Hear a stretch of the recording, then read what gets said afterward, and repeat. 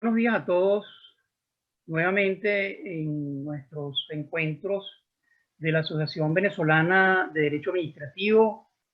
Muy buen día a todos los que están incorporándose a este nuevo encuentro de la Asociación Venezolana de Derecho Administrativo.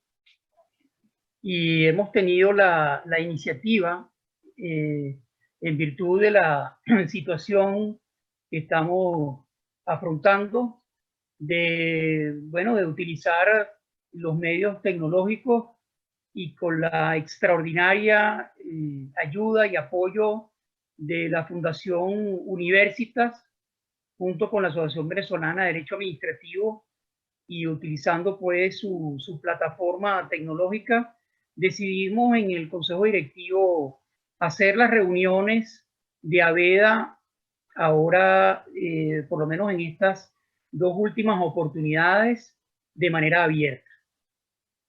En la mañana de hoy estamos encantados de tener a un miembro de la Asociación Venezolana de Derecho Administrativo, muy reputado y muy conocido por todos nosotros, que es el profesor Carlos Manuel Ayala Corado. Carlos Ayala ha tenido la gentileza de estar con nosotros y ha habido la coincidencia, la fortuna de tener en estos 4 encuentros de la Asociación Venezolana de Derecho Administrativo a 4 académicos, 3 de ellos miembros de nuestra asociación. El primero fue Juan Cristóbal Carmona, el segundo fue el profesor Gerardo Fernández, el tercero fue el profesor Rafael Badel, y como les digo, hoy tenemos la dicha de tener al profesor Carlos Ayala Corado con nosotros. Entonces voy a proceder a la presentación de Carlos Ayala, que como digo es sumamente conocido por nosotros, pero como acabo de señalar, nos enorgullece que en primer lugar es miembro de la Asociación Venezolana de Derecho Administrativo. Así también es profesor titular de Derecho Constitucional, tanto en la Universidad Católica Andrés Bello, donde es jefe de la cátedra en Constitucional, como también en la Universidad Central de Venezuela. Es individuo de número de la Academia de Ciencias Políticas y Sociales. Ha sido presidente de la Comisión Internacional de Derechos Humanos y actual vicepresidente de la Comisión Internacional de Juristas. Asimismo, actualmente es profesor invitado en la Facultad de Derecho de la American University de Washington, D.C., y ha sido profesor en varias universidades del extranjero, como por ejemplo en las universidades de Oxford University, Georgetown University, Universidad Panamericana, entre otras. Es autor de diversas publicaciones en materia de derecho constitucional, de derecho administrativo y de derecho internacional de los derechos humanos, en lo cual en los últimos años le ha dedicado mucho tiempo. Y Carlos nos propuso algo que ha venido trabajando en virtud de estas graves circunstancias que afectan no solamente a la nación venezolana, sino al mundo. Efectivamente nos ha propuesto para la mañana de hoy el control del poder de los estados de excepción. Y sin duda es un tema de gran actualidad, como señalé, no solamente en Venezuela, sino en el mundo. Hemos visto que en virtud del coronavirus, de esta pandemia, no solamente una epidemia, sino transformada en pandemia, incluso a nivel de todas las latitudes, de todo el mundo, desde Asia hasta América Latina, ha habido la afectación de derechos individuales, ha habido la afectación de elecciones y derechos electorales, a los cuales seguramente Carlos, con con su experticia y su bagaje de conocimiento en la materia constitucional, nos expresará sus pareceres en esta problemática. Y por supuesto la coincidencia lamentable en Venezuela de dos tipos de estado de excepción que restringen las garantías, como sabemos todos, profesores de Derecho Administrativo presentes acá y profesores de Derecho Constitucional, la modalidad de acuerdo a la Constitución del 99 del estado de alarma, así como también el estado de emergencia económica. Y ya el doctor Ayala se referirá pues al decreto dictado en la primera quincena de marzo, el 13 de marzo, que fue publicado regularmente días con posterioridad o posteriormente, y cuyo decreto, que ha sido prorrogado, emitido nuevamente, que es una de las irregularidades que ha habido últimamente, tanto con el estado de emergencia económica como también con el estado de alarma, que en virtud de los límites temporales, en vez de prorrogar el decreto, pues se dicta uno nuevo, lo cual también ha acontecido con el estado de alarma en Venezuela en sus diversas versiones. Ya el profesor Ayala nos dirá su parecer sobre el decreto de estado de alarma, los problemas en cuanto a su delegación, la autohabilitación del propio presidente de la República, la posibilidad incluso de una especie de habilitación o ley habilitante en el propio decreto y otras irregularidades en el dictado de dicho decreto. Pero también ha habido la afectación de los poderes en eso que él ha titulado el control del poder en los estados de excepción, y ha habido una adopción de poderes de alguna manera ilimitados durante la pandemia y que de alguna manera pues un poco vulneran en algunos casos las constituciones. Han habido detenciones arbitrarias y siguiendo lo que señalaba la profesora Claudia Niken, que incluso en el doctorado de Derecho de la Universidad Católica lo estuvimos examinando, el filósofo italiano Agamben, Giorgio Agamben, cómo critica el tema de los estados de excepción y que de alguna manera en el siglo XX se hacen permanentes, y la gran preocupación que planteaba hace semanas atrás en un artículo publicado La Voce de Italia, donde de alguna manera no se sabe cuáles son los límites, incluso una vez que termina la temporalidad de dichos estados de emergencia sanitaria, o como lo decimos aquí, estados de alarma. Y por último, con la presencia y el bagaje del doctor Carlos Ayala, nos interesa también conversar en este encuentro de la Asociación Venezolana de Derecho Administrativo en cuanto a el tema de los estándares internacionales en materia de las medidas o decretos dictados en cuanto al contenido de los mismos, todo el tema de la proporcionalidad, la motivación, la proporcionalidad, la racionalidad y fundamentalmente el tema adjetivo que probablemente podemos conversar en esta charla, al final de esta charla, cómo hacemos los venezolanos en virtud de la fragilidad de nuestra situación con el derecho, de cómo acudir a los organismos internacionales en materia de vulneración de los derechos constitucionales y los derechos humanos, los distintos organismos, las distintas instancias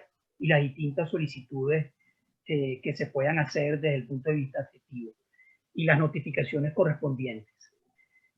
Como digo, para nosotros es un verdadero placer tener al profesor Carlos Ayala Corao, amigo, miembro de esta asociación, y es un gusto, Carlos, tenerte por acá. Te cedo el uso de la palabra y el micrófono es todo tuyo, y bienvenido nuevamente a la Asociación Venezolana de Derecho Administrativo. Bueno, muchas gracias a Juan Domingo Alfonso y a la Asociación Venezolana de Derecho Administrativo por esta invitación a conversar hoy con ustedes sobre el tema del control del poder bajo los estados de excepción, en concreto el estado de alarma en Venezuela. Y muchas gracias también a la plataforma Universitas por hacer posible esta conexión.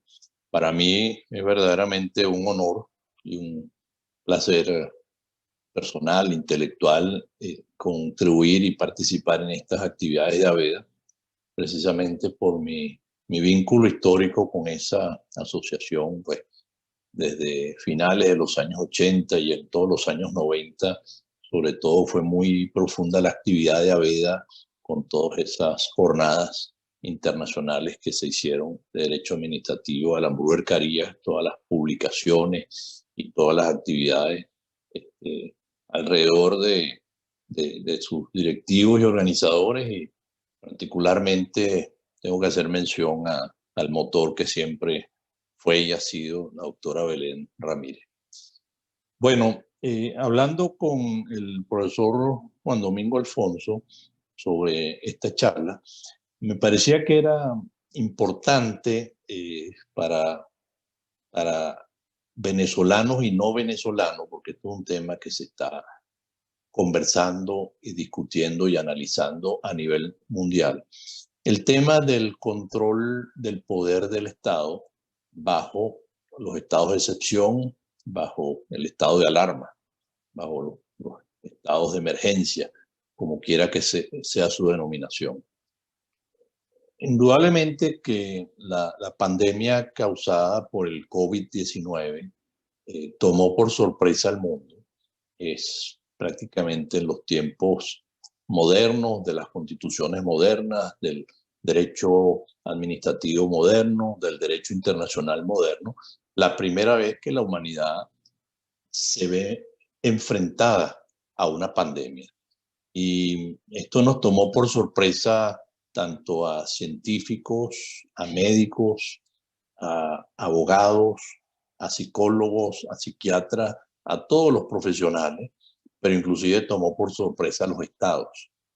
Los estados prácticamente han tenido que utilizar mecanismos jurídicos que no necesariamente estaban diseñados para situaciones como esta, pero son los mecanismos que más se acercan a una situación como esta. Pero parte del aprendizaje que vamos a tener que sacar después de esta experiencia es la necesidad de revisar y construir nuevas instituciones en el derecho público para este tipo de estados de alerta a la salud pública. Estos estados de emergencia sanitaria, pero que tampoco se parecen a las emergencias sanitarias focalizadas que se han conocido normalmente en la legislación.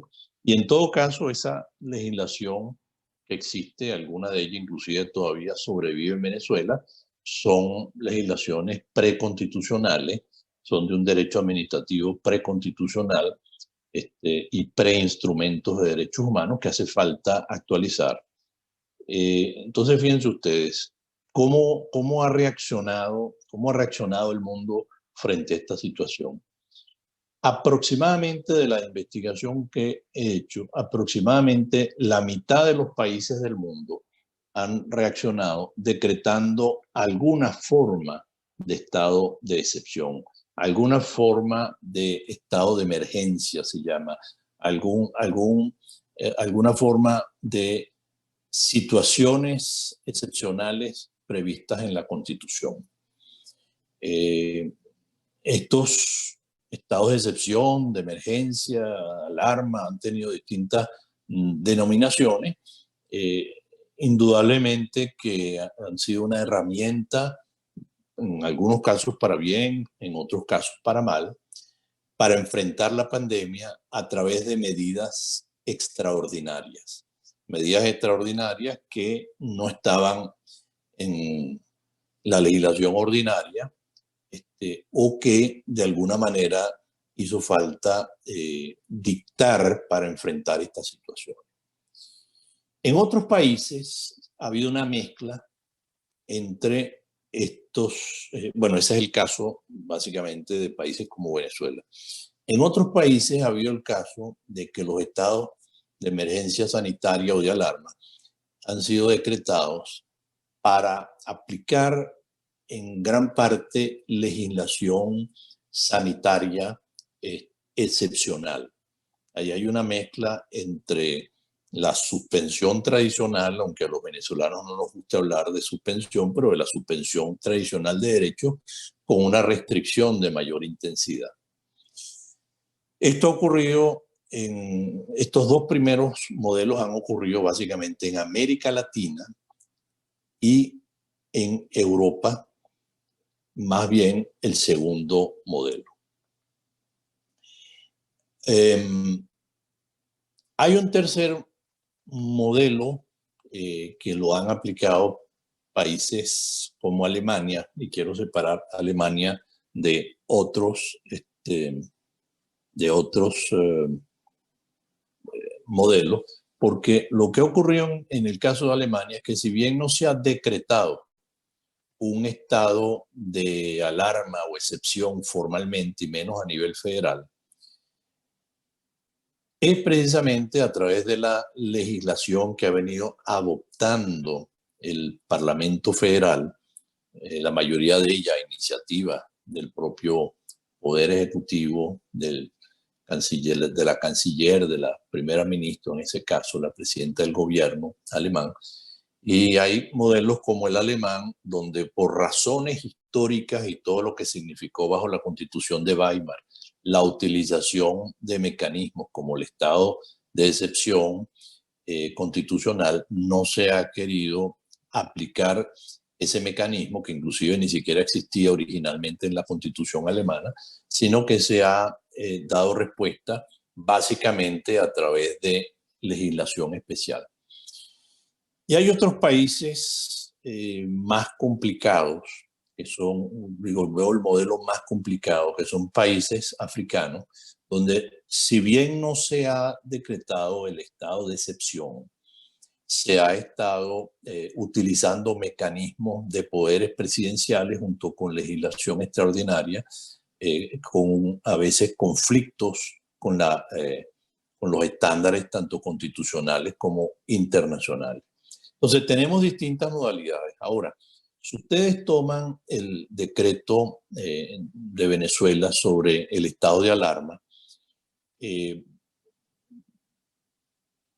pareciera confuso que allí se están regulando actividades y no se están restringiendo ni mucho menos suspendiendo derechos, porque este es un decreto donde básicamente se establece un régimen de restricción a las personas, a las actividades económicas, a las actividades de industrias y comercio, a las actividades educativas, a las actividades de vuelos nacionales e internacionales, a las facultades de policía un poco discrecionales y abiertas para tomar las medidas adecuadas, pero no vemos en esos decretos la exigencia constitucional que se incluyó en la Constitución de 1999, cuando nos dice que en el decreto que se dicte el estado de excepción deberá contener las regulaciones de las garantías restringidas temporalmente. Es decir, pareciera, si uno lee el decreto de estado de alarma, que sí que es un decreto de estado de alarma relativo al COVID-19, a la pandemia, pero no pareciera que afecta derechos. Y esto es un tema muy importante, porque cuando no se sinceran las restricciones o suspensiones de derechos, la situación queda en una zona de incertidumbre, de falta de certeza jurídica que es propensa a los abusos del poder ejecutivo. O sea, a pesar de que entonces en los decretos de estado de alarma no se restringen expresamente derechos, podemos pensar entre ustedes y yo que, bueno, esos decretos, si bien se hacen para proteger derechos como la salud o la vida misma o la integridad personal, sin embargo, podemos pensar en derechos que se están afectando y que no se mencionan como afectados directamente, ni menos aún su régimen bajo restricción. Derechos como la libre circulación, cuando se establecen normas sobre la circulación abiertas que después son desarrolladas a veces de manera no formal. Esto al mismo tiempo afecta derechos como la libre manifestación o el derecho de protesta, la práctica de la religión en templos o de manera colectiva, indudablemente que se está afectando, y esto ha sido objeto de litigio en varias jurisdicciones constitucionales alrededor del mundo. El derecho de reunión pública, precisamente cuando se prohíbe salir a la calle con más de tanto número de personas, en unos países 2, en otros países 4, en algún país se ha puesto hasta 10. El derecho al trabajo en muchos casos se ha visto afectado por precisamente las dificultades de movilidad, las dificultades de acceso a los lugares de trabajo, el derecho a la libre actividad económica. Y hay otros derechos inclusive que no deberían ser afectados, que su afectación está impedida tanto por el derecho constitucional como por el derecho internacional, que está prohibido su restricción, menos su suspensión, aún en situaciones de excepción, como el derecho de acceso a la justicia, el derecho a la tutela judicial efectiva y el debido proceso, que están siendo afectados. Pero, de nuevo, si hiciéramos un estudio formal de este decreto o venezolano o de otros decretos, no nos saldría la información ni de cuáles derechos y garantías están siendo afectadas, ni cómo están siendo afectadas directamente, ni cuál es el régimen exorbitante de su regulación durante el estado de excepción en el caso de Venezuela. Entonces, lo primero que tenemos que subrayar aquí es que esta es una situación que, afectando el derecho a la salud y el derecho a la vida fundamentalmente, el objeto tutelado no es el Estado y sus instituciones, que es para lo que estaba pensado tradicionalmente estados como la conmoción o inclusive la propia emergencia económica. Y en el estado de alarma, si ustedes ven la Constitución, habla que se afecte la seguridad de la nación. Bueno, después dice, o de sus ciudadanos. Bueno, no es ciertamente la seguridad, es el derecho a la salud, es el derecho a la vida, es el derecho a la integridad personal, lo que se ve afectado. Pero bueno, no podemos hacer tampoco una lectura restrictiva, pero simplemente para notar, como yo decía al principio, la falta de previsión de las constituciones de estas situaciones, de estas pandemias que nos están acechando. Entonces, recapitulando esta primera parte, lo que quiero es subrayar que el objeto protegido aquí no es el Estado y sus instituciones, no es las instituciones del Estado y, por supuesto, no es ni siquiera el gobierno mismo. Aquí lo que está afectado es la salud de los habitantes. Y por eso el mecanismo que debe utilizarse es un mecanismo de protección del derecho a la salud y no un mecanismo de protección de la seguridad de Estado, no un mecanismo de la afectación eventual de la seguridad del Estado, sino un mecanismo de protección de las personas.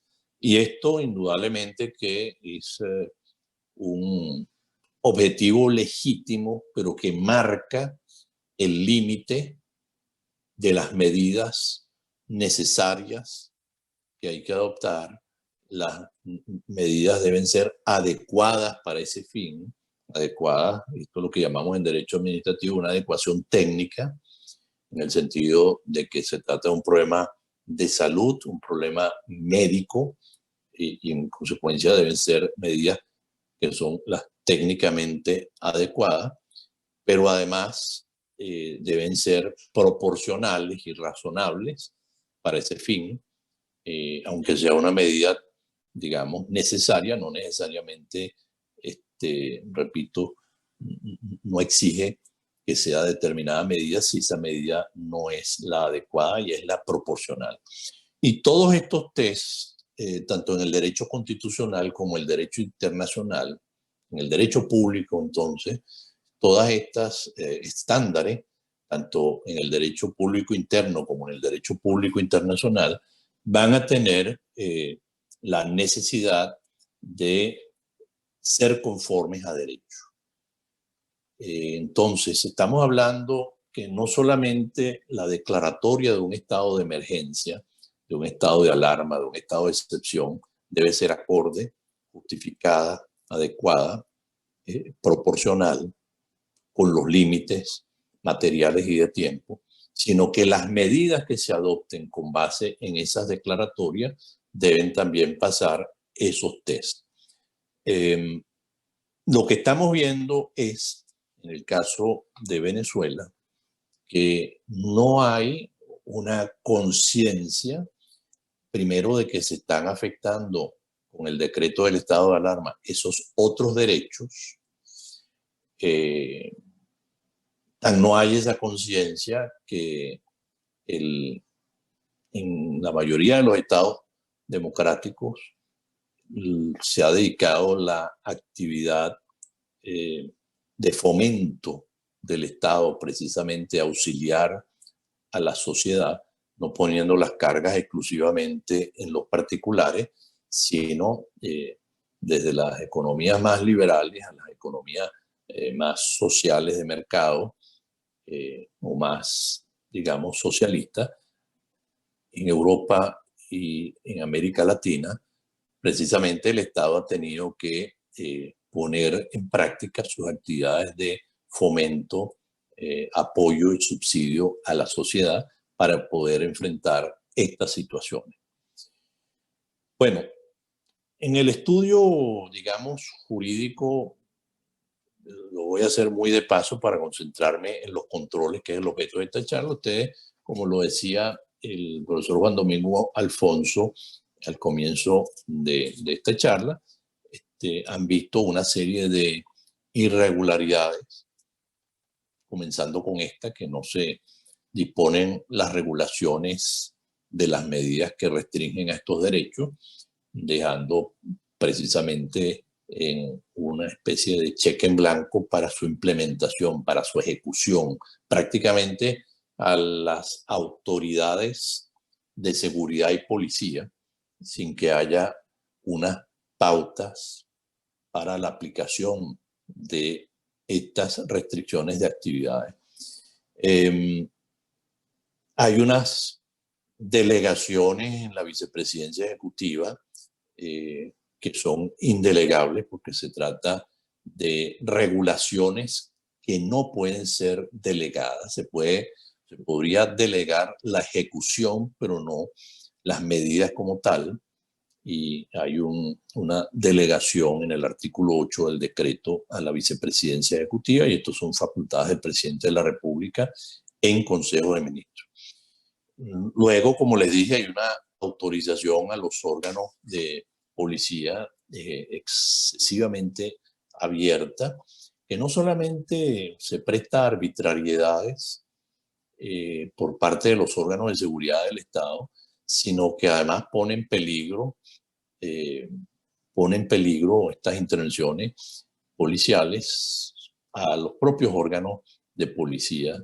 Y hemos visto precisamente cómo se han visto contaminados policías y guardias nacionales en esta ejecución de estas medidas sin contar con los protocolos necesarios.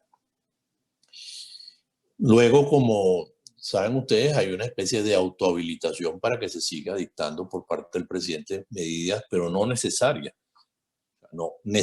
sino medidas, ahora dice el decreto, que estime convenientes. Bueno, las medidas convenientes no se pueden dictar por decreto en estados de excepción, tienen que ser las necesarias, las idóneas.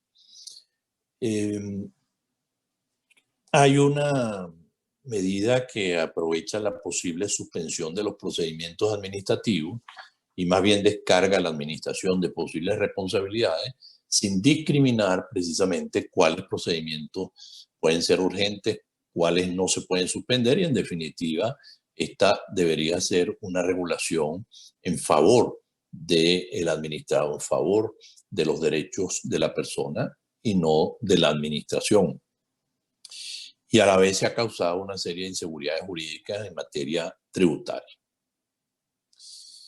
Ahora, lo que hemos visto es que los controles que deberían funcionar en estas situaciones frente al estado de alarma y que no están funcionando, por supuesto en Venezuela están funcionando en algunos países a media, en otros países están funcionando de forma bastante completa, son tres grandes controles. El control del poder durante los estados de excepción, de emergencia, son tres grandes sistemas de control. En primer lugar, el control político, en segundo lugar, el control judicial y en tercer lugar, el control internacional. El control político es el que ejercen los órganos legislativos, el control parlamentario. Es un control que normalmente se somete al Parlamento, al Congreso, para su consideración, para su aprobación o su improbación. En el caso de nosotros, precisamente el Parlamento, bajo la Constitución del 99, claramente tiene la posibilidad de aprobar o de improbar, en cuyo caso pues cesa el decreto. Y este control parlamentario es básicamente un control de oportunidad y conveniencia. Por ejemplo, considerar que el decreto de estado de excepción, en este caso de alarma, es injustificado, no están dados los motivos o cesaron los motivos, o que el Parlamento decida que no es conveniente las medidas que se están adoptando, un juicio de conveniencia, y puede adoptar medidas alternativas, que es lo que yo les decía al principio, que han hecho algunos parlamentos alrededor del mundo, dictando el propio Parlamento medidas legislativas. Pero es básicamente un control político. Este control político, en el caso de Venezuela, como ustedes saben, ha sido violado expresamente por el decreto de estado de alarma, ya que el decreto dispone el envío de su texto al Tribunal Supremo de Justicia, pero obvia el envío a la Asamblea Nacional, como lo exige expresamente la Constitución en su artículo 337 y 339, para su consideración y aprobación por parte de la Asamblea Nacional. Indudablemente que tenemos que tener un contexto, en el caso de Venezuela, de que la Asamblea Nacional ha sido doblemente usurpada, la soberanía popular representativa en la Asamblea Nacional, el derecho de participación política de los ciudadanos a través de representantes legítimamente electos, que es un derecho constitucional y un derecho humano, ha sido violado, ha sido usurpado por doble vía. Por las sentencias del Tribunal Supremo de Justicia, a través precisamente de ese vehículo ilegítimo, inconstitucional del desacato, que no existe en ninguna parte del mundo en esa forma como ha sido aplicado, de vaciar de competencias constitucionales a un órgano de representación popular por el cumplimiento disputado de una sentencia. Y por esa vía ha sido el propio Tribunal Supremo de Justicia quien desde finales del mismo 2015 ha dictado una serie sucesiva de sentencias que ha vaciado de competencias a la Asamblea Nacional. Y luego, a partir del 2017, por la Asamblea Nacional Constituyente, que ha usurpado las facultades de control, aprobación y legislación de la Asamblea Nacional. Y ahora lo vemos por el propio presidente de la República, que no es nuevo porque desde el 2018 los decretos de emergencia económica, que como dijo el profesor Juan Domingo Alfonso al comienzo de la charla, superviven y cohabitan de alguna manera estos dos estados de excepción, ni su dictado sucesivo ni sus prórrogas han sido sometidos a la Asamblea Nacional. Entonces es el mismo presidente de la República quien ha usurpado también este control parlamentario y por supuesto ahora con el estado de alarma. Entonces este control parlamentario es un control fundamental del poder. ¿Por qué es un control fundamental del poder? Bueno, porque a través de ese control parlamentario es que se puede hacer un debate vigoroso, vivo, transparente de las medidas que ha tomado un gobierno, de la conveniencia de las medidas, de la adecuación de las medidas, de la transparencia de las medidas, sobre todo por las implicaciones presupuestarias que puede tener. Puede haber, como decíamos antes, controles aprobatorios que no han tenido lugar en Venezuela, pero también vemos en los parlamentos que pueden haber controles posteriores que pueden no solo considerar su improbación o su aprobación tácita si no hay la improbación, pero también están todos los mecanismos parlamentarios de interpelaciones, de requerimientos de información y cuestionarios que es necesario que en una democracia y en un Estado de Derecho como los que no tenemos en Venezuela funcionen como control al poder. Indudablemente que esto ha significado, inclusive en los estados constitucionales, un gran reto. Hemos visto que se han tenido que dictar medidas para funcionar.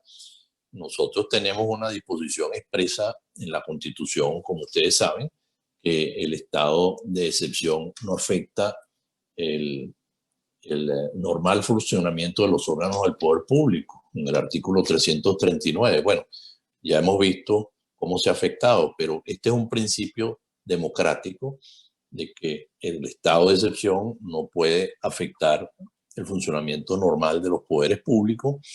Y vemos cómo en parlamentos como en Europa se ha funcionado de una manera de quórum reducido, de quórum convenido reducido por fracciones parlamentarias para escuchar informes de parte de los primeros ministros, de los presidentes de gobierno, de los ministros que pueden ser interpelados por esa vía y por vía Zoom, por vía virtual, también se han realizado interpelaciones. Así están funcionando en los Estados Unidos también varios congresos de los estados, varios comités del Congreso, tanto en la Cámara del Senado como en la Cámara de Representantes, han funcionado de una manera no presencial y han hecho funcionamiento de interpelaciones y de preguntas parlamentarias a través de esos mecanismos. Es decir, ha habido que reinventar el funcionamiento de los parlamentos para que en momentos de distanciamiento social, de restricciones de circulación, como ha supuesto por primera vez en tiempos modernos esta pandemia, pueda existir un control parlamentario de estos estados de emergencia, de excepción, de alarma, como se les denomine según los ordenamientos jurídicos internos. El Parlamento del Reino Unido está funcionando por medio de Zoom. Ha habido una serie de artículos por las modalidades, los gritos que normalmente se hacen en sesiones por parte de la oposición, el levantamiento que significa una protesta en un momento dado, pero se ha tenido que implementar estos mecanismos. En los Estados Unidos, en la Cámara de Representantes, se había ya adoptado desde septiembre del 2001, con el atentado o los atentados terroristas, unos mecanismos de reducir el quórum. Bueno, pues ahora se acaba de aprobar hace 3 semanas un mecanismo muy sui generis de poder participar a través de apoderados. Es decir, los representantes en la Cámara de Representantes solamente se puede otorgar un poder y hay un límite al máximo de poderes que puede tener un representante, no puede tener más de 10 poderes. Y esto es precisamente para poder funcionar en tiempos de pandemia. En la Asamblea Nacional, dicho sea de paso, tanto por la situación de acoso a la que se ha visto sometida y la situación en la cual varios diputados perseguidos han tenido que salir del país, ya se había aprobado una modificación del reglamento para su funcionamiento virtual y viene sesionando, si ustedes ven las noticias, de manera virtual y viene aprobando sus acuerdos y sus decisiones con un quórum mixto, tanto presencial como virtual. Entonces, es muy importante que a través del control parlamentario, nosotros también como ciudadanos ejercemos nuestro derecho de participación política, nuestra participación política ya sea directa o a través de representantes electos. Y que en el caso de Venezuela está afectado sustancialmente, pero a nivel mundial vemos cómo se han tenido que reinventar los parlamentos para funcionar de esa manera. Algunos han modificado expresamente su reglamento parlamentario y otros lo han hecho por interpretación. El segundo control, que quizás en el que más se ha insistido, por eso voy a reducir su contenido, es el control judicial. Es el control que ejercen los tribunales constitucionales y Corte Suprema de la conformidad de los decretos y de las medidas con los parámetros constitucionales. Parámetros constitucionales e internacionales, porque también puede haber un control de convencionalidad por los jueces de derecho interno, por los jueces constitucionales. En el caso nuestro, nosotros en el artículo 339 constitucionalizamos los estándares internacionales al incluir que el decreto debe cumplir con las exigencias, principios y garantías establecidas en el Pacto Internacional de Derechos Civiles y Políticos y en la Convención Americana sobre Derechos Humanos. Y por eso es que es importante hacer referencia de seguida al control internacional, porque este control internacional no solamente se ejerce a nivel internacional, sino que también se ejerce a través del control judicial en el derecho interno. En el caso nuestro no cabe la menor duda, porque así lo dispone expresamente la Constitución. El control judicial, entonces, debe hacer un test de los estándares constitucionales e internacionales de necesidad, tanto del decreto como de las medidas que se adoptan, de razonabilidad, de proporcionalidad y de límite en el tiempo y de límite en la materia. Se trata de medidas que hay que adoptar solamente en caso que sean necesarias y limitadas en el tiempo, limitadas a las circunstancias, y por eso es que estos decretos requieren de un test ¿cómo se llama?, de alto escrutinio de su constitucionalidad. No es como las sentencias que hemos visto de la Sala Constitucional venezolana, que prácticamente hacen una lectura, repiten que estamos bajo una pandemia causada por el COVID-19, la necesidad de que se proteja el derecho a la salud, un decreto que protege el derecho a la salud y no entra a analizar en detalle la compatibilidad de esas regulaciones con todos esos estándares, y básicamente hasta ahí termina. Casi un control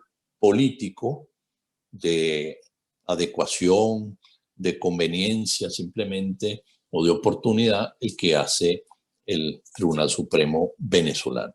Pues bien, en estos tiempos de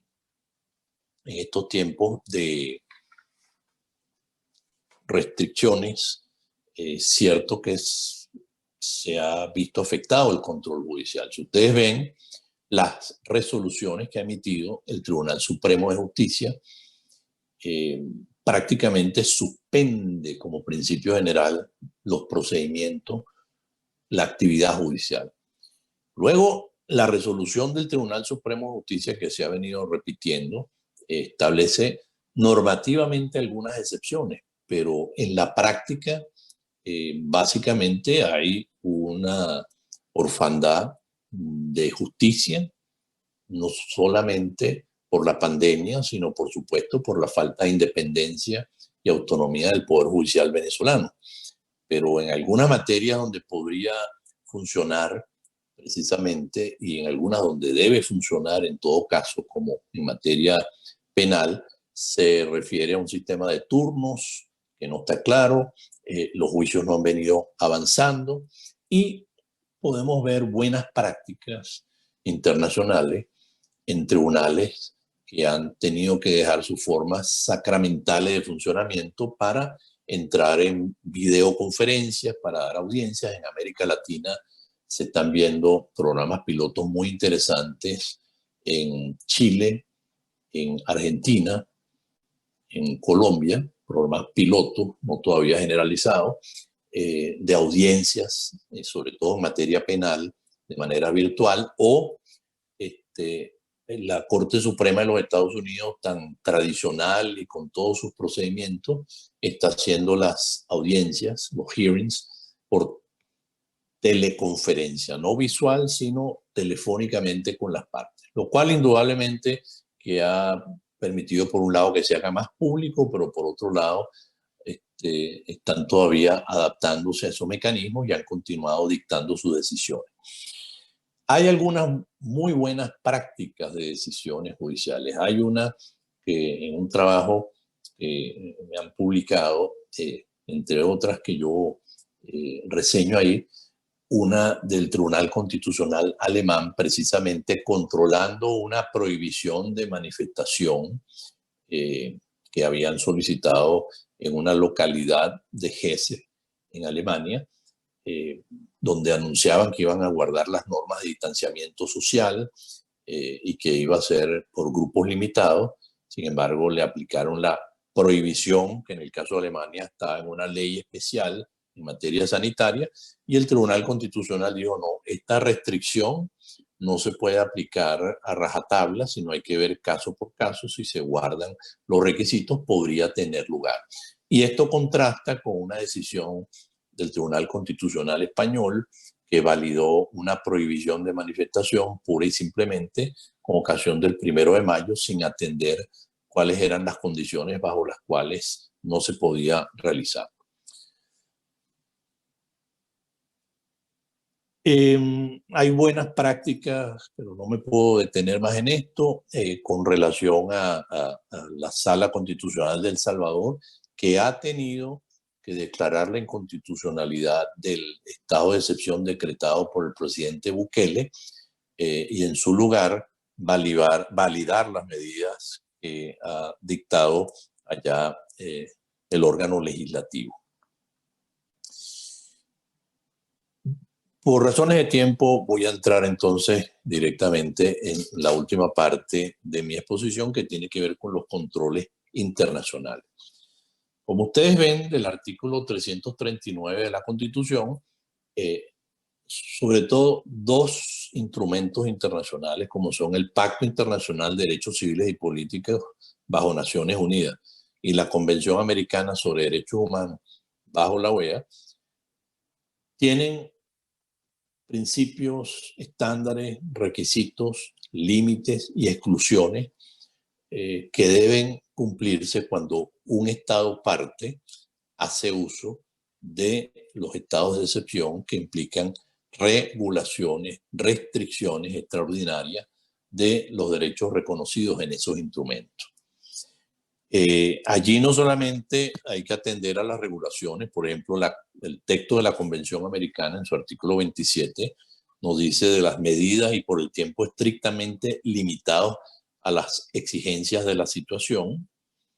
El Pacto Internacional de Derechos Civiles y Políticos tiene una regulación bastante similar, cuando en su artículo 4 nos habla de medidas estrictamente limitadas a las exigencias, y ambos nos hablan que no sean incompatibles con las demás obligaciones del derecho internacional y que no pueden entrañar discriminación. Al igual que nuestra Constitución tiene unos derechos excluidos de posible restricción, ambos instrumentos internacionales contienen derechos que no pueden ser restringidos y que básicamente coinciden con los de nuestra Constitución, solo que nuestra Constitución y la Ley Orgánica de Estados de Excepción amplía ese catálogo de derechos humanos intangibles. Sobre todo quiero subrayar, además de derechos como la vida, prohibición de incomunicación, tortura, debido proceso. En el caso de Venezuela, los derechos de libertad de información no pueden ser restringidos. Por supuesto, esto contrasta con lo que hemos llamado el estado de excepción de facto imperante en Venezuela. Estas pautas que vienen del derecho internacional entonces son sustantivas, afectan las limitaciones del derecho público interno que debe sujetarse también al derecho internacional en estas materias. Y además hay un deber de expedición formal, de publicación y por último un deber de información ¿a quién? A los demás estados partes. Es decir, a quien se informa es a los estados partes de estos instrumentos. ¿Cómo?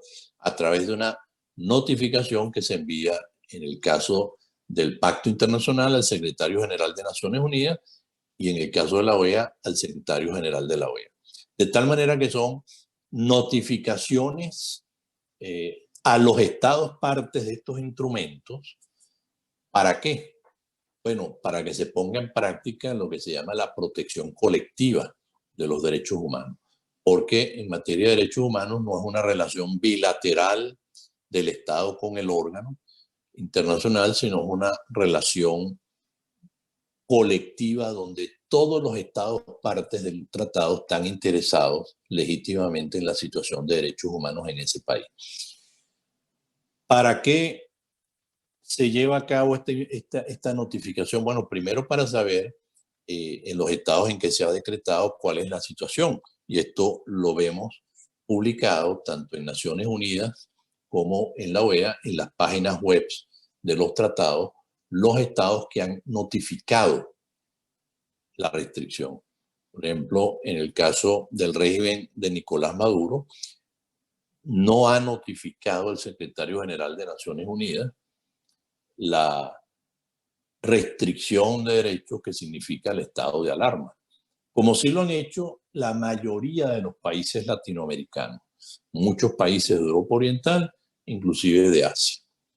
Entonces, esta situación levanta consecuencias a nivel internacional y con esto voy terminando, en el sentido de que, pues, si ustedes ven en la página web de la Oficina de la Alta Comisionada de Naciones Unidas para los Derechos Humanos, hay una serie de estándares, una serie de seguimientos, una serie de informes que se levantan sobre el particular.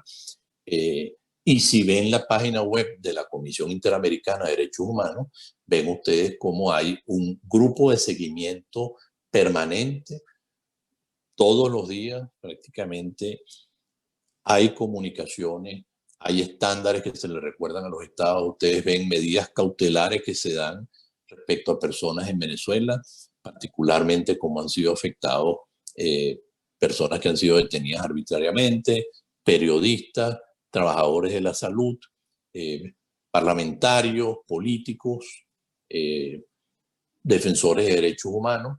Entonces ven medidas cautelares, ven comunicados de prensa, ven intervenciones con una serie de estándares y guidelines, directrices, para aplicar en tiempos de pandemia para la protección del derecho a la salud, sobre todo de los grupos vulnerables. Grupos vulnerables que están considerados, por ejemplo, las personas privadas de libertad, por ejemplo, los pueblos indígenas, las personas pobres y las mujeres, sobre todo bajo reclusión.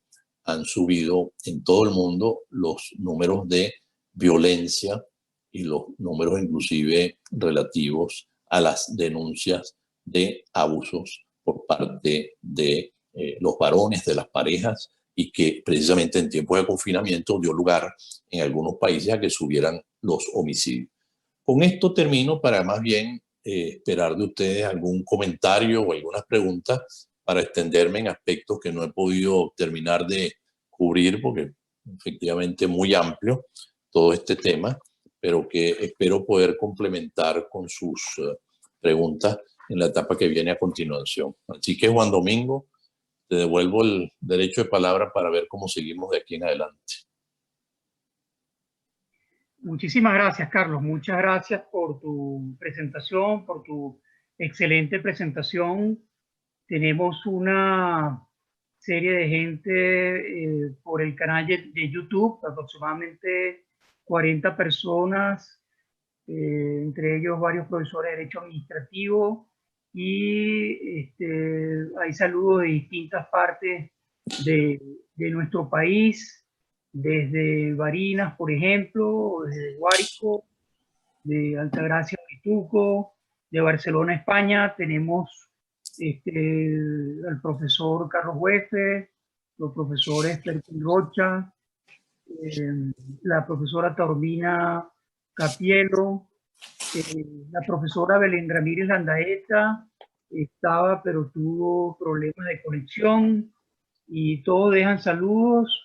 La ex magistrado, la profesora Cecilia Sosa, está presente, y voy a proceder a realizar, Carlos, algunas preguntas. Por ejemplo, por orden de entrada de dichas preguntas, desde Barinas, José Rosario pregunta que si puedes realizar una definición breve del estado de excepción y de su alcance, en primer lugar. No sé si quiere que vaya una por una. Como quiera. Sí, no sé si tienes muchas, si tienes varias, vamos por grupos. Si tienes por ahora pocas, vamos una por una. Ok, vamos a proceder así. Ok, entonces, bueno, esa pregunta es importante por lo siguiente. El estado de excepción es un estado constitucional. Esta fue la gran discusión de Carl Schmitt con varios juristas, entre ellos el propio Hans Kelsen, porque en su libro sobre los estados de excepción y la defensa de la Constitución, él prácticamente hacía un estudio desde la dictadura comisoria del derecho romano, donde prácticamente la necesidad ante situaciones extraordinarias que hacían imposible la vigencia de la Constitución, entonces la salida era escaparse de la Constitución y entrar en el reino del derecho del príncipe, el derecho que ilimitadamente el Führer o el presidente podía en su momento salvar el Estado a través de esas medidas extraordinarias. Históricamente a mí me llama mucho la atención en la caída de nuestra primera república como se renuncia a la Primera República en manos de Francisco Miranda para que adopte todas las medidas que sean necesarias para el rescate de la República, ¿no? Es decir, no es una medida de la Constitución, ni es una medida temporal, ni es una medida para buscar la normalidad constitucional, sino es una medida de escape. Entonces, el estado de excepción en ese caso es un estado primero constitucional, es decir, un estado dentro de la Constitución. Todo dentro de la Constitución, nada fuera de la Constitución. Consecuencia, no es un estado aconstitucional, mucho menos anticonstitucional. Es un estado constitucional. Entonces, en segundo lugar, el estado de excepción desde el punto de vista constitucional es un mecanismo para que cuando existan las situaciones de extrema gravedad que impiden su respuesta a través de los mecanismos ordinarios que establece la legislación vigente, tenga la posibilidad de hacerse una respuesta desde el Estado con mecanismos extraordinarios que contienen regulaciones de restricciones de mayor intensidad, pero sin escapar de la Constitución. Por ejemplo, en derecho constitucional y en derecho administrativo, eso que llamamos el contenido mínimo esencial, es muy importante porque la restricción va a tener mayor intensidad, pero no puede vaciar el derecho. Es decir, no puede vaciar el derecho de tal manera que al final se haga imposible un ejercicio así sea con restricción. Entonces, la restricción material tiene su límite al llegar al contenido mínimo esencial y en segundo lugar tiene sus límites que hemos hablado de tiempo con el fin, es decir, la teleología de que al final con ello se pretende rescatar la normalidad constitucional. Entonces, la Constitución normal rige en tiempos normales y en tiempos anormales también rige la Constitución, pero con una autorización para que se adopten medidas de mayor intensidad que no necesariamente están previstos en el ordenamiento jurídico para las normalidades. Un ejemplo, sin embargo, como yo les dije, diferente, es el ejemplo alemán que sin estado de excepción, a través de legislación, ha hecho frente a medidas extraordinarias. Y esto es lo que dice la Corte Constitucional Alemana en la sentencia que les dije. Miren, aquí estamos frente a unas restricciones de mayor intensidad por vía legislativa que están previstas por vía legislativas, que están siendo aplicadas por el Poder Ejecutivo para estas situaciones extraordinarias. Pero esta restricción no implica la desaparición del derecho. Entonces, veamos con un test de mayor escrutinio, caso por caso, si se justifica o no llegar al extremo de una prohibición de reunión pública o si bajo ciertas condiciones que cumplan con el fin de proteger la salud de los ciudadanos, puede llevarse a cabo una reunión pública. Básicamente, estado de excepción es un estado constitucional para hacer frente a situaciones extraordinarias frente a las cuales las medidas ordinarias resultan insuficientes, pero siempre dentro de los parámetros de la Constitución y el derecho internacional. Aquí tenemos otras intervenciones y otras preguntas. De acuerdo con la profesora Cecilia Sosa, un saludo y gracias por este encuentro tan importante, ya que acumulamos dos estados de excepción, el de emergencia económica y el de alarma. Solo nos falta el de conmoción. Es difícil internamente el ejercicio del control del poder en un régimen político totalitario y más aún una sociedad para delinquir. Ahí te pudiese hacer un comentario. Si los estados de excepción son mecanismos que da el derecho constitucional para justamente volver a la normalidad, y sin embargo hemos visto, y estaba la preocupación en España, y bueno, incluso el caso venezolano con las prórrogas y nuevos dictados de estado de excepción que decimos, se vuelve en una conducta incluso contraria a la Constitución y también para perpetuarse en el poder de alguna manera y para dictar medidas que van más allá de los límites temporales de la propia Constitución. No me estoy refiriendo solamente al caso venezolano, sino lo que transmito, por ejemplo, es una preocupación de algunas medidas en el Estado español. No sé qué comentario tienes en ese sentido. Sí, muchas gracias y por supuesto mi saludo a la doctora Sosa, mi compañera de academia y amiga de siempre. Recientemente nombrada miembro honorario, por cierto, de la Asociación Venezolana de Derecho Administrativo. Ah, bueno, merecido reconocimiento entonces. A ver, sí, muy importante la reflexión de Cecilia Sosa por lo siguiente. Estamos diciendo que el estado de excepción es un estado constitucional. Y al mismo tiempo estamos diciendo que en Venezuela ha habido una ruptura del orden constitucional en cuanto al funcionamiento de la Asamblea Nacional electa popular y legítimamente, ¿verdad? Ha habido una ruptura, se ha usurpado sus funciones y también podemos decir que en Venezuela, como lo han documentado los informes internacionales, tanto de Naciones Unidas, tanto del sistema interamericano y por supuesto de las organizaciones internacionales de derechos humanos, hay una falta estructural de independencia, autonomía e imparcialidad. En otras palabras, el Poder Judicial venezolano no es independiente, autónomo e imparcial.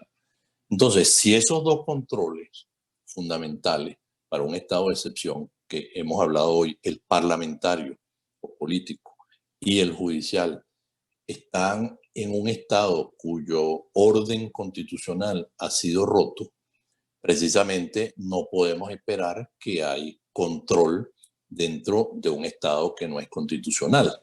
Entonces, estamos más bien, en el caso de Venezuela, frente a una situación de un estado de excepción, de alarma de facto. ¿Y por qué lo llamo de facto?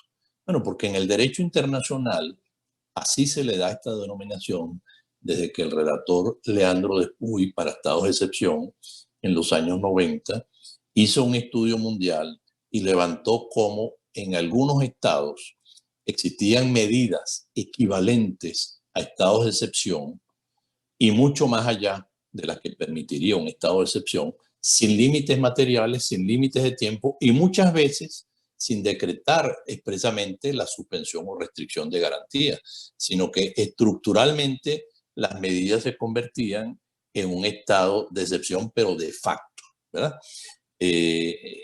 Inclusive en estados autoritarios que están ya rozando con la dictadura, esto se está produciendo.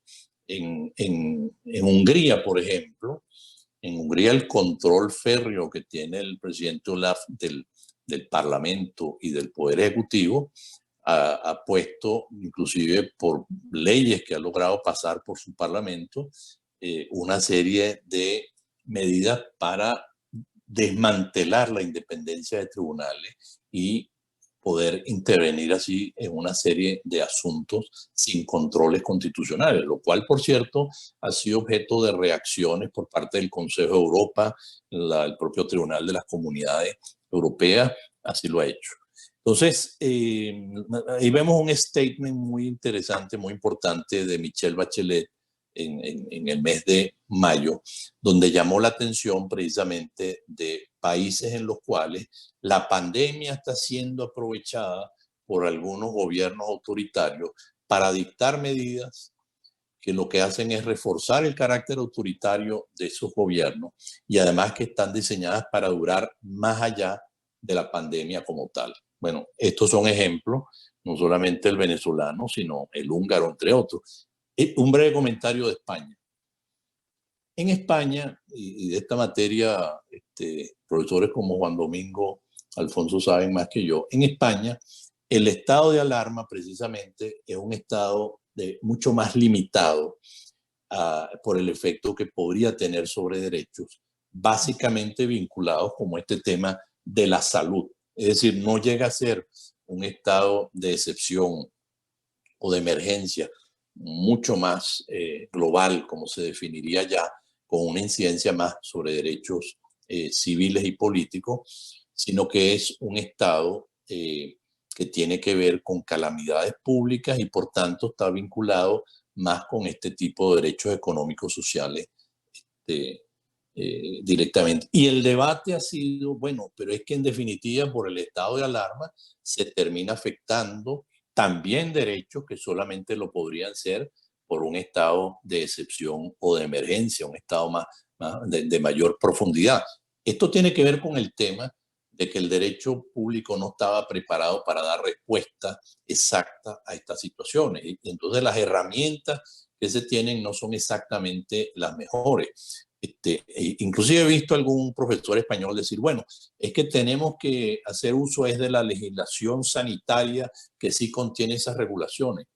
Bueno, pero es que si haces uso de la regulación sanitaria, también estás afectando derechos como libre circulación, derechos como reunión pública, que son derechos civiles y políticos. Yo les pongo un ejemplo alrededor del mundo.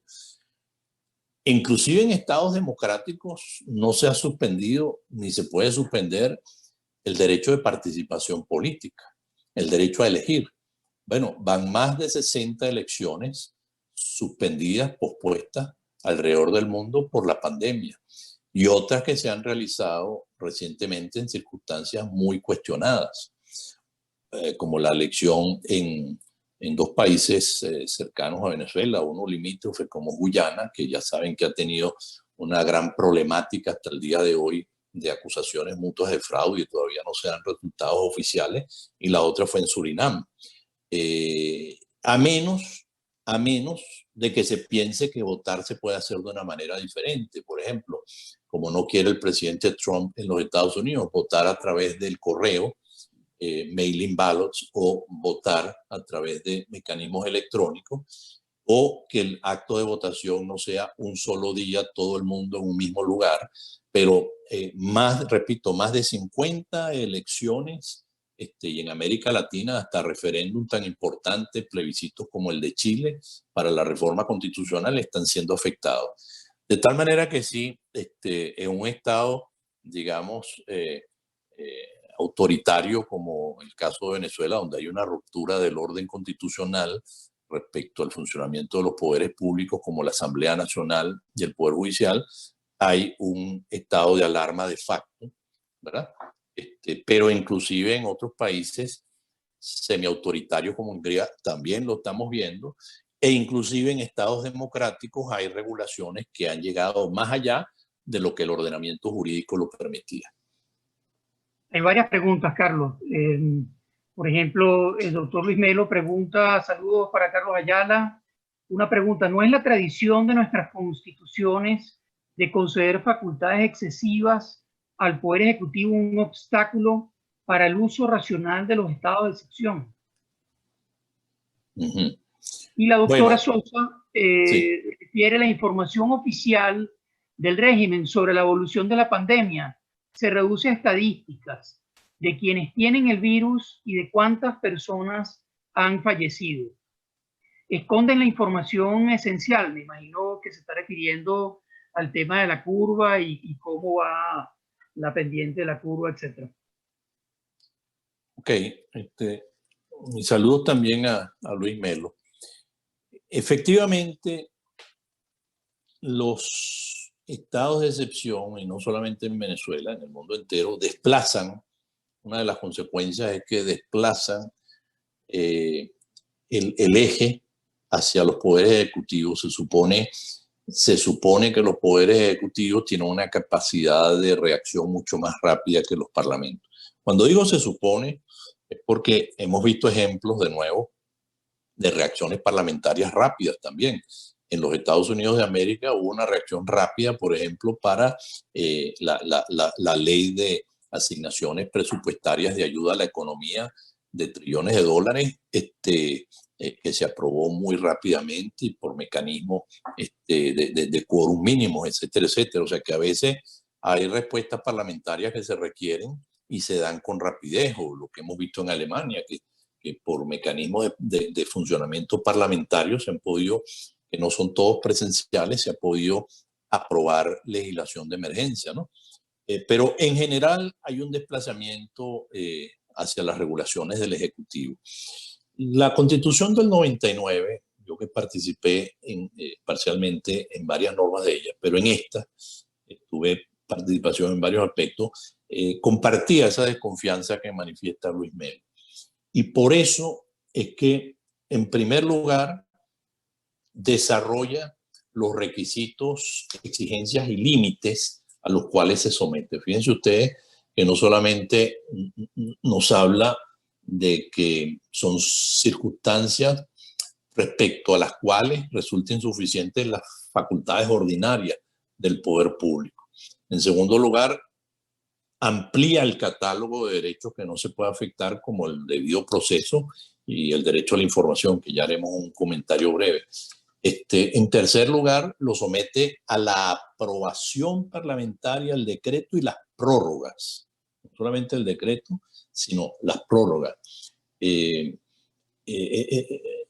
quinto lugar, le pone plazos para someterlo también al control judicial de la Sala Constitucional.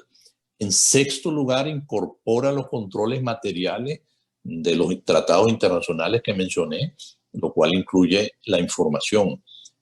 De tal manera, bueno, y además no lo dije, pero lo dije en mi intervención, además exige que se incorporen en el decreto las regulaciones extraordinarias que aplicarán a las garantías.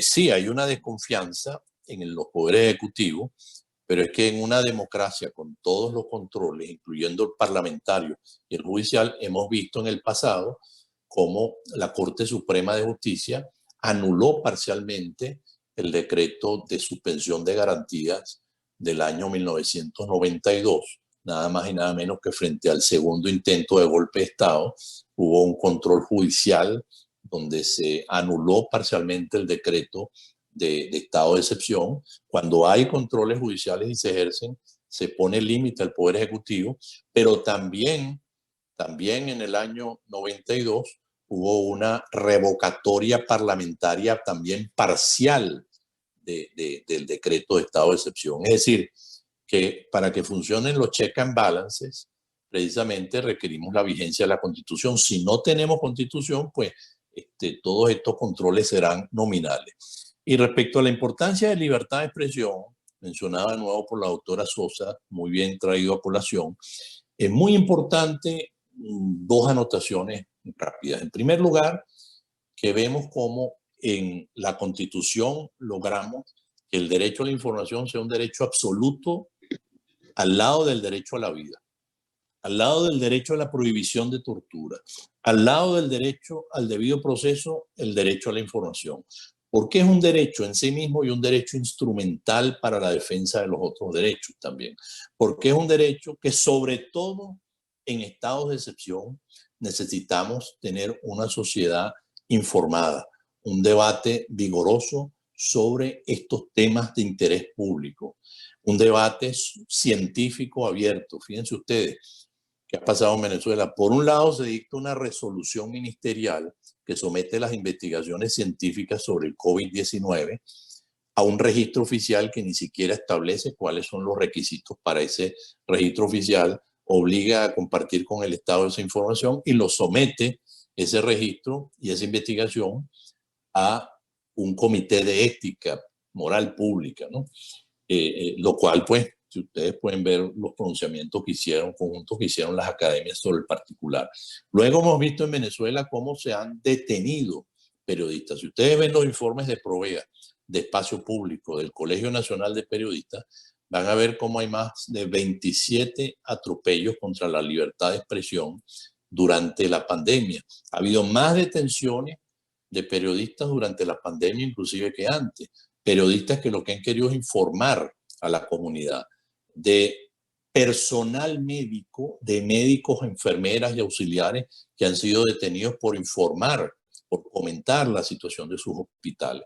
De tal manera que esto es parte del estado de excepción de facto que vivimos en Venezuela, donde no está afectada la libertad personal ni la libertad de expresión, pero sí está afectada como consecuencia de esas regulaciones de facto, donde inclusive pervive la situación de presos políticos, ¿verdad? De persecución de parlamentarios, de nuevas detenciones de personas militantes de la oposición, y ahora vemos nada más y nada menos que el nombramiento político sin los requisitos y procedimientos constitucionales de un Consejo Nacional Electoral y la intervención de partidos políticos nuevamente por decisiones judiciales. Es decir, estamos viendo la afectación de la libertad de expresión y de otras libertades que precisamente son esenciales en tiempos de pandemia. Hay un pronunciamiento que yo hago mención en mi trabajo, que lo pueden acceder, está publicado en varios blogs, incluido Aveda. Hay un pronunciamiento de todos los relatores mundiales de libertad de expresión sobre las directrices de ejercicio amplio, el más amplio posible de la libertad de expresión en tiempos de pandemia. Es al revés. Se está haciendo un llamado para que la libertad de expresión pueda funcionar vigorosamente y que nosotros, los ciudadanos, nosotros, la sociedad, podamos estar informados para protegernos mejor, para actuar mejor o para cuestionar a los gobiernos cuando no están adoptando las medidas necesarias. Tenemos diversas presencias, Carlos. Está el profesor, el doctor Andrés Álvarez, el doctor Luis Anduesa, que tiene una pregunta que ya te la voy a transmitir en un rato, porque hay otras delante. Están los profesores del Consejo Directivo, Antonio Silva, Flavia Pechifeltri, Carlos García, vía YouTube. Muchas felicitaciones de parte de Caterina Balazo, excelente. La profesora Diana Trías, del Centro de Arbitraje de la Cámara de Comercio de Caracas, de la Cámara de Caracas, excelente exposición. Hay una pregunta del doctor Ricardo Baroni, y una serie de consideraciones desde su perspectiva, cuando se examina cualquier constitución que consagra estados sociales, este tipo de estados, en especial el Ejecutivo, tiene poder para casi todo. Hay una serie de consideraciones, y en la consideración sexta señala: en la figura del estado de excepción no subyacerá de manera velada la intención del Estado de aumentar sus poderes, invocando como excusa situaciones excepcionales.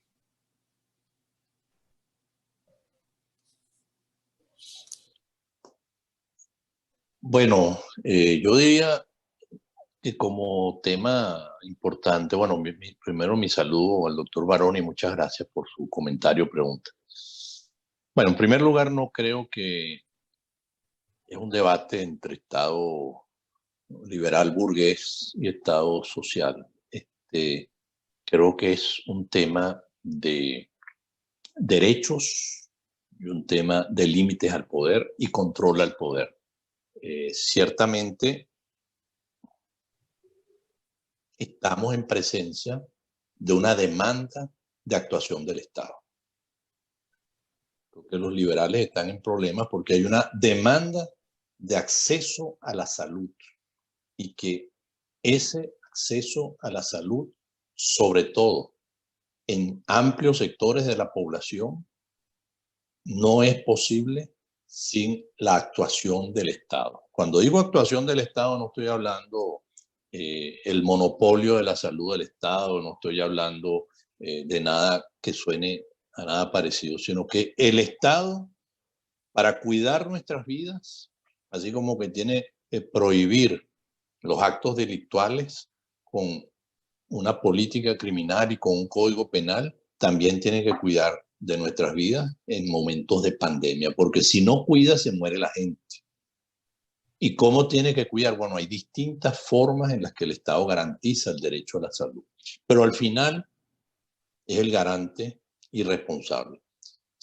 Por supuesto que esto implica actuaciones de fomento, actuaciones regulatorias, actuaciones donde se permita el desarrollo de hospitales, clínicas, centros de investigación privados, pero hemos visto cómo en estas situaciones hasta los países europeos se encontraron desarmados, con ejemplos como Italia y España, y tuvieron que levantar su frontera y tuvieron que ensimismarse y tuvieron que, inclusive algunos desde Alemania, poner restricciones para exportaciones de ciertos equipos, y no solamente los estados se ensimismaron, las ciudades se ensimismaron y los ciudadanos se ensimismaron, cada uno casi que con su instinto individual de sobrevivencia.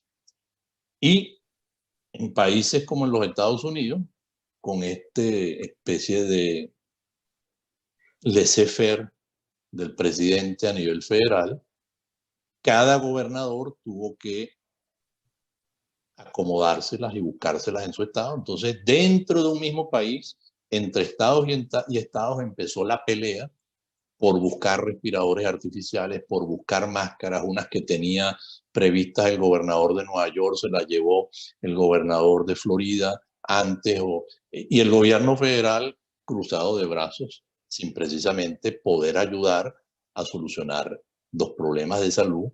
Y esto va a dar lugar, a mi juicio, a un litigio en el futuro en Europa y en Estados Unidos, de preguntarse por qué inclusive no se utilizaron medidas extraordinarias para salvar vidas. ¿Por qué unos protocolos médicos decidían, protocolos no aprobados por ninguna ley, que exigimos tanta formalidad para penas sumarias como la pena de muerte, ejecuciones sumarias como la pena de muerte? ¿Por qué habían estos protocolos y por qué gente que había pagado su derecho a la salud toda la vida no tuvo acceso a un hospital? ¿Por qué la población negra afrodescendiente en Estados Unidos debería haber tenido acceso a la salud y no lo tuvo? Los hospitales privados exigían seguros y los públicos no eran siempre de la mejor calidad para los latinos y para las comunidades afrodescendentes. ¿Por qué pasaron estas cosas? Y yo creo que al final los ciudadanos, inclusive desde las posturas liberales, van a volcar la mirada sobre un Estado, no para que sea más intervencionista, no para que tengamos el Estado sobre nuestras espaldas, no para que haya más Estado, sino para que haya más garantía, para que haya al final una garantía donde de alguna manera el Estado tiene que garantizar estos derechos directa, con su actuación directa o indirecta, mejor si es indirecta, por supuesto, pero tiene que haber un mecanismo de que estos estados de excepción, como decía Baroni, en lugar de esconder una intención de una especie de leviatán, de comerse a los ciudadanos, más bien sea mecanismos democráticos controlados, razonables, necesarios, adecuados y proporcionales para atender no al Estado mismo. Ya dijimos que esta pandemia no está centrada en salvar al Estado, sino salvar a los ciudadanos.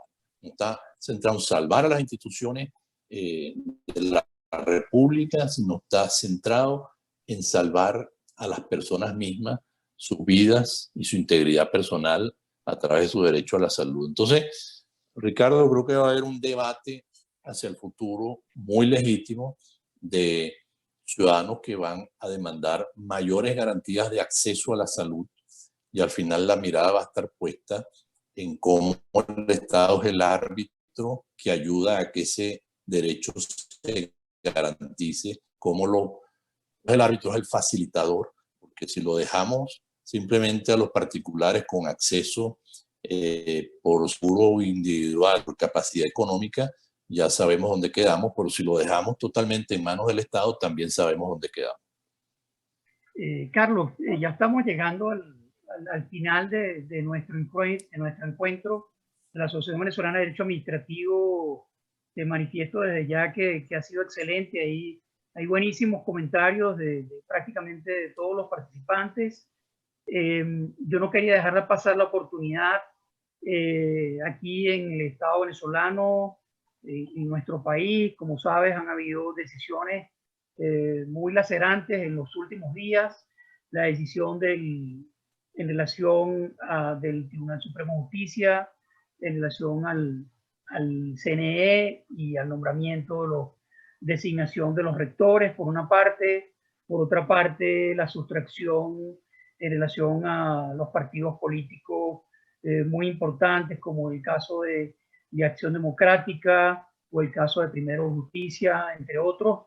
Y no quería dejar la oportunidad de tú como profesor de Derecho Constitucional y Derecho Público que hicieses, por supuesto, algún comentario. Como te digo, hay varias preguntas, varios comentarios, hay saludos desde el DF mexicano, saludos desde Lima, Perú, saludos de Barcelona, España. El doctor Luis Anduesa señala muy buena la exposición de Carlos Ayala y le mando mis saludos. Tengo una pregunta, desde el punto de vista estrictamente constitucional, ¿crees que se puede iniciar un proceso electoral bajo el estado de alarma actual? La profesora Taormina Capielo Paredes señala, cuando estamos cercanos a un evento electoral bajo la vigencia inconstitucional de un estado de alarma, ¿qué experiencias internacionales se han sucedido en esta materia? Y hay 2 o 3 comentarios más que luego te refiero. Perdón, esa última pregunta no la tomé bien. ¿Cuál es la pregunta? Cuando estamos cercanos a un evento electoral bajo la vigencia inconstitucional de un estado de alarma, la pregunta es, ¿qué experiencias internacionales se han sucedido en esta materia? Ok. Ok, entonces este sería el último módulo para mi intervención, según lo que te entendí. Te diría que hay unos comentarios de México. Ok, no, está bien, era está bien, entonces voy respondiendo. Bueno, experiencias internacionales. Mire, les recomiendo, hay varios blogs y sitios web muy bien documentados, impresionantemente documentados sobre el tema de elecciones bajo pandemia, bajo estados de excepción, bajo estado de alarma, etcétera, etcétera. Un detalle de qué referéndum, en dónde, cuándo ha sido suspendido, qué elección local, qué elección nacional. Y es el de una organización, IDEA International. Y ahí está citado en mi trabajo también en el pie de página. Y ahí ven ustedes los que han sido hechos y la mayoría, como les dije, han sido postergados. Y en los que han sido hechos, las modalidades han tenido que ser no presenciales o presenciales parcialmente. Por ejemplo, en el Cantón de Ginebra hubo elecciones a finales del mes de abril, en medio del COVID, y fue solamente elección por vía postal, por vía de correo. Después hubo una elección en un país de Asia, uno de estos Kirguistán, que todavía no tenía ningún caso de COVID y se pudo realizar con relativa normalidad. Las primarias en los Estados Unidos, hubo un gran debate en el estado de Wisconsin, que son todas unas elecciones reguladas oficialmente, para que no tuviera que ser solo presencial, sino mixta, y para que se pudieran enviar las boletas electorales por el correo por parte de los electores. Y el Partido Republicano siempre objeta la mayor participación electoral, no es casual. El Partido Republicano cuestionó la constitucionalidad de esa nueva medida. Y la Corte Suprema, en medio de la pandemia, tuvo que dictar una decisión sobre un injunction que se había dado en las cortes inferiores y adoptó una línea media diciendo sí puede hacerse de manera mixta, presencial y por correo, siempre y cuando la fecha de envío del voto sea el día de la votación presencial, no más tarde de los que tengan el sello de correo después del día de la votación presencial no podrán ser contados, para lo cual hubo que esperar un tiempo prudencial de 10 días después de las primarias para hacer la totalización. Entonces, ¿qué experiencias hay? La mayoría han pospuesto y los que no han pospuesto han tenido que hacer mecanismos mixtos como los que les estoy hablando. Hay una gran tensión en el mundo. En pocas semanas toca la segunda vuelta presidencial en República Dominicana, por ejemplo.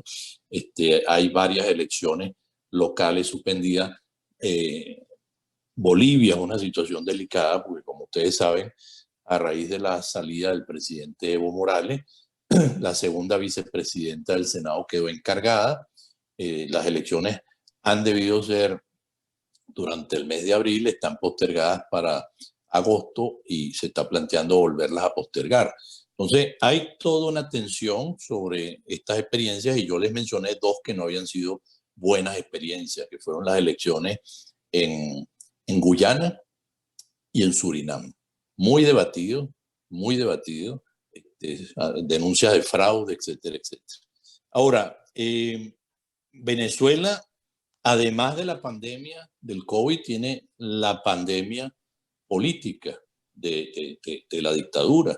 Es decir, ¿qué comentario puedo tener yo cuando, y lo remito, que ya está colgado en la página web, el pronunciamiento que publicamos ayer en la Academia de Ciencias Políticas y Sociales, cuando hay un CNE que no fue electo, porque esto es muy importante, no fue electo por la Asamblea Nacional, que es electo por nosotros, porque es una especie de elección indirecta cuando a quienes nosotros elegimos, a su vez eligen a los altos representantes del Estado en la Asamblea Nacional.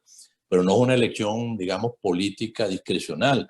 Hay unos trámites, hay unos requisitos, hay unas postulaciones, hay unos distintos entes postuladores, hay el requisito de independencia e imparcialidad del CNE y el brazo político en el TCJ ha hecho una designación que no hace que tengamos un Consejo Nacional Electoral independiente e imparcial. Pero, ¿qué se requiere para que pueda haber un proceso electoral? Además, por supuesto, esa primera condición sine qua non.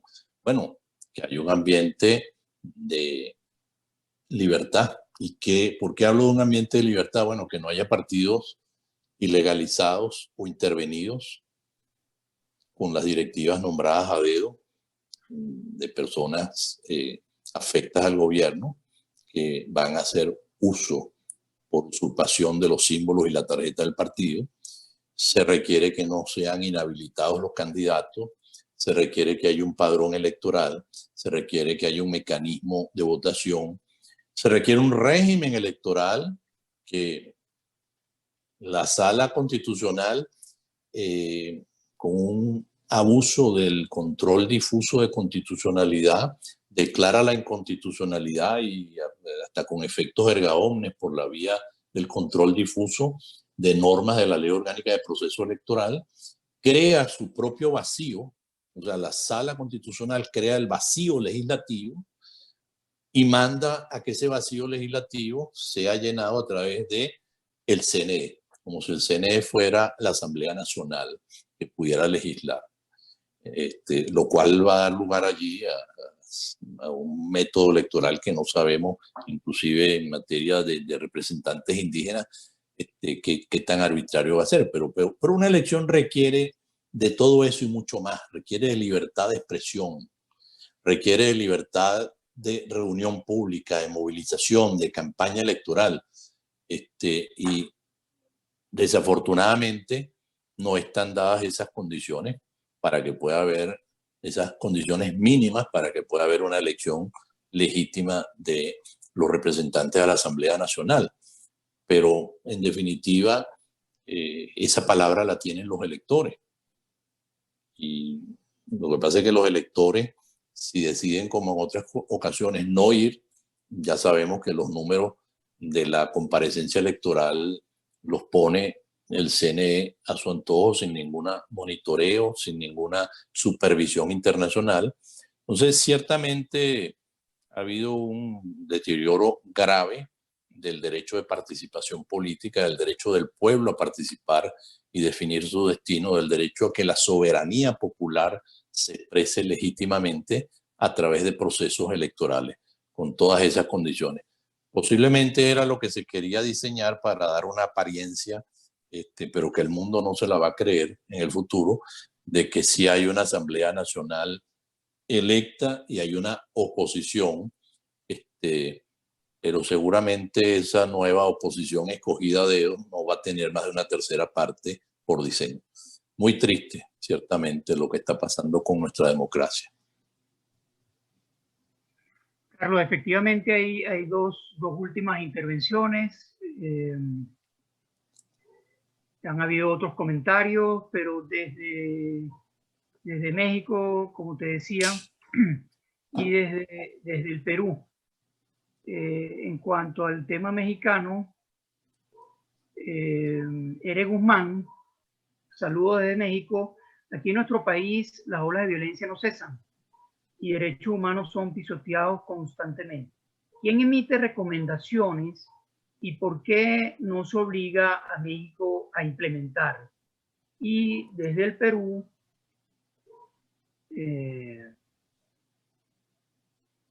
César Quiñones, es una pena que existan gobiernos autócratas y totalitarios. Nuestra solidaridad desde el Perú. Nosotros pasamos por lo mismo. En el Perú, el artículo 137 de la Constitución permite dos regímenes de excepción, estado de emergencia y estado de sitio con temporalidad para ambas. No, era simplemente un comentario desde el Perú. Aquí está la pregunta desde México y ese sería el último comentario.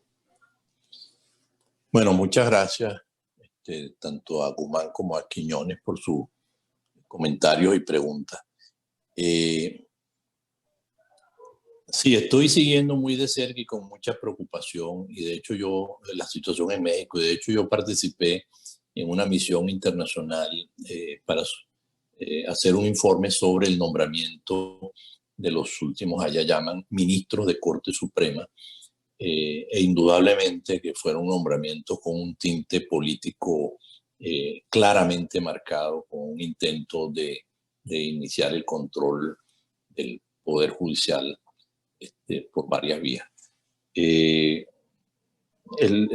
La renuncia de Mara Gómez, una buena amiga, que renunció ayer a la Comisión Nacional de Víctimas por tanta presión que tuvo, tampoco es buena señal.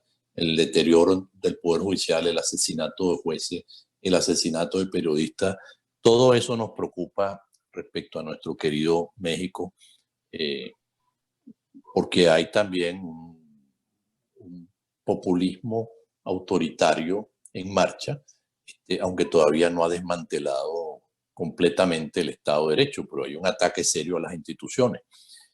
Y hay una violencia, como Guzmán nos lo dice, es el país del mundo donde más asesinan periodistas, por ejemplo. El crimen organizado, no solamente relacionado con el narcotráfico, los feminicidios, las desapariciones forzadas. O sea, México tiene un gravísimo problema institucional, pero todavía respira su democracia.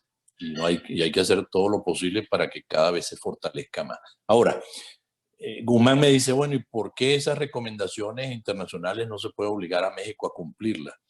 Bueno, miren, no hay, ciertamente, y lo hemos vivido los venezolanos, no hay un Estado mundial que pueda, por decirlo de alguna manera, ordenar la fuerza coercitiva de esas recomendaciones en materia internacional. Se supone que el derecho internacional funciona en buena parte por su fuerza jurídica, con niveles de coerción limitados y con niveles de fuerza solamente previstos para casos de agresión y casos extraordinarios a nivel internacional y con una supervisión muy... Pero el tema es, para nosotros los abogados, que toda esa formación que recibimos, de que el derecho per se tiene una fuerza normativa, de que el derecho per se tiene una fuerza porque tiene una coerción, una coacción, es distinto a la norma moral. Esa especie de teoría pura del derecho por la que todos hemos pasado, o quitémosles el apellido puro porque suena como un derecho sin valores, sino toda la teoría del derecho, de la obligatoriedad de la norma, de la obligatoriedad de la decisión, tiene como presupuesto que haya un orden estatal que tiene la voluntad y el sistema y el mecanismo de llevarlo a la realidad. Y lo mismo pasa con el derecho internacional. Ahora, Esto no podemos verlo, y aquí tenemos que salirnos un poquito del estricto análisis jurídico, esto no podemos verlo divorciado de lo que son las luchas históricas de los pueblos por la conquista de sus libertades, por la conquista de la libertad, lo que significó en su momento la lucha de los peregrinos que llegaron a América del Norte buscando la libertad religiosa, o por la lucha de las libertades individuales en las primeras reuniones y asambleas de las provincias de América del Norte, o en la lucha de nuestra independencia, en las declaraciones de derechos de la Revolución Francesa, la Revolución Americana, la independencia venezolana, la independencia de América Latina, son conquistas de la gente. Particularmente los latinoamericanos no recibimos la independencia por un fax, ni por un correo electrónico, ni por una carta. Luchamos por ella para conquistar nuestras libertades. Entonces, esas libertades, esa democracia que tanto estimamos, hay que defenderla cuando se la tiene. Mi mensaje a los mexicanos es: ustedes todavía tienen democracia, tienen, por supuesto, un autoritarismo populista, pero todavía tienen democracia y espacios que han venido conquistando. Cuídenla, y se lo decimos los venezolanos, porque cuando se pierde, recuperarla se vuelve mucho más difícil. Y esa conciencia ciudadana de cuidar el derecho, de pelear por las instituciones, por los derechos humanos, hace que precisamente esas recomendaciones internacionales, pues la sociedad civil es quien tiene que empoderarse de ellas y hacer una lucha para concientizar a la gente de que es en favor de ellos que la institucionalidad democrática y las recomendaciones o sentencias internacionales de la Corte Interamericana o de instituciones de Naciones Unidas, en definitiva, son cosas no etéreas, son cosas no para café sofisticado de la burguesía, sino son cosas que le interesa a la gente y en su vida diaria, en su libertad diaria, se juega precisamente en la lucha por esas libertades, por esos derechos que son de la gente y son del colectivo.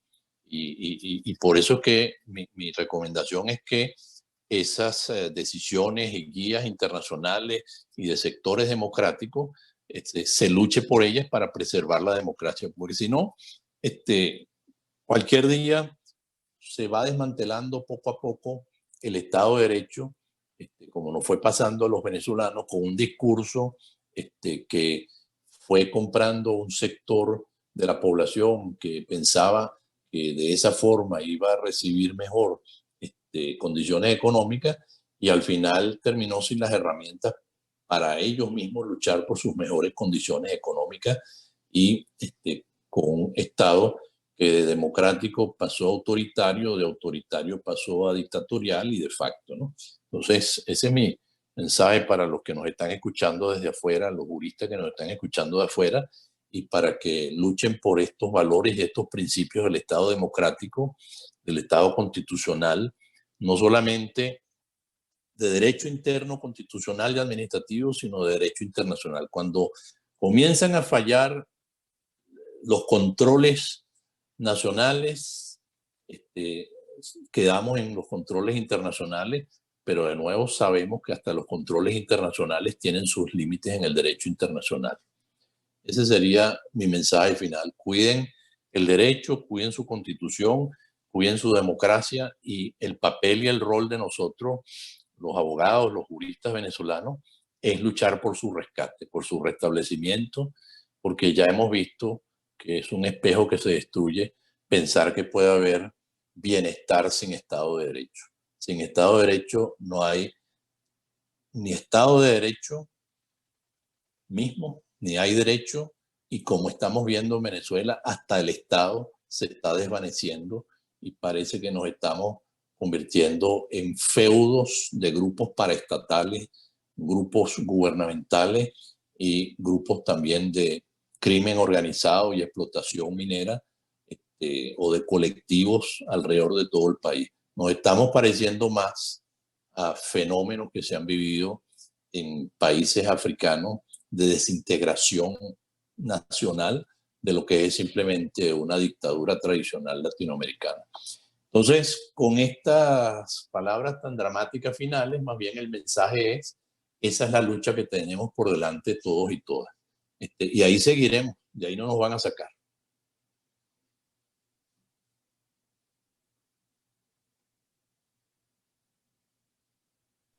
Quería agradecer en nombre de la Asociación Venezolana de Derecho Administrativo y en nombre del Consejo Directivo de la Asociación Venezolana de Derecho Administrativo a nuestro amigo el profesor Carlos Ayala Corado por su excelente videoconferencia en la mañana y tarde o principio de la tarde de hoy, que prácticamente tenemos 2 horas, donde prácticamente nadie se ha movido y donde ha estado muy interesante y, como vimos, muy relevante en cuanto a todos los mecanismos de control, en cuanto al poder de los estados de excepción. No solamente en Venezuela, sino esa mirada que se nos hizo del mundo internacional, de las distintas latitudes en el globo y sus distintas dificultades, no solamente en Latinoamérica, sino en otros países del mundo, en Europa y en Estados Unidos. Y gracias a Universitas también, porque como decíamos al principio, a través de la tecnología de información y a través de la plataforma, hemos tenido contacto desde Barcelona, España, desde el DF mexicano, desde Lima, Perú, desde Estados Unidos y de varios países latinoamericanos y desde Venezuela también, desde Barinas, desde Guárico, etcétera, personas interesadas y participando activamente en el chat, tanto de Zoom como a través de YouTube. Muchísimas gracias, profesor Carlos Ayala, por haber asistido a este encuentro de la Asociación Venezolana de Derecho Administrativo. Esta es tu casa, Carlos, como miembro activo que siempre ha sido de la Asociación Venezolana de Derecho Administrativo. Y muchas gracias a todos por su interés y por haber participado en el encuentro de la Asociación Venezolana de Derecho Administrativo de la mañana y tarde de hoy.